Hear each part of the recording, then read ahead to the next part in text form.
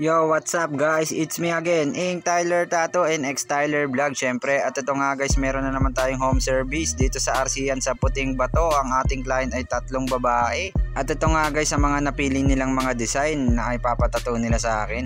Kaya sa mga gusto magpatato dyan, arat guys, i-PM nyo lang ako sa akin main account. I-send nyo lang sa akin ang design nyo. At ito nga guys, tapos na nga ang ating session dito sa una nating client. At ito nga ang kinalabasan ng kanyang rose. Napaka-solid ng kulay nito. Naangasan ako sa rose na to. Napakaganda kasi ng design niya. At ito naman yung mother of sun. Yung pinili naman ng second client natin. At inedit na nga lang natin to guys. Nilagyan natin ng pangalan at yung kanyang year ng kanyang kapanganakan. Ang dinagdag natin sa kanyang design. At ito nga guys, ang third client natin, ang pinatato niya ay yung rose na may heart. Ang ginawa na nga lang pala namin dito guys ay all red lang para sulit na sulit yung ganyang kulay. Napakaganda para buhay na buhay siya. At syempre bago ang lahat guys, sa mga hindi pa nag-follow, like at share at subscribe dyan sa akin, please pa-subscribe naman sa akin YouTube channel, X Tyler Vlogs. At sa mga gusto magpatato dyan, i-PM nyo lang po ako sa akin main account.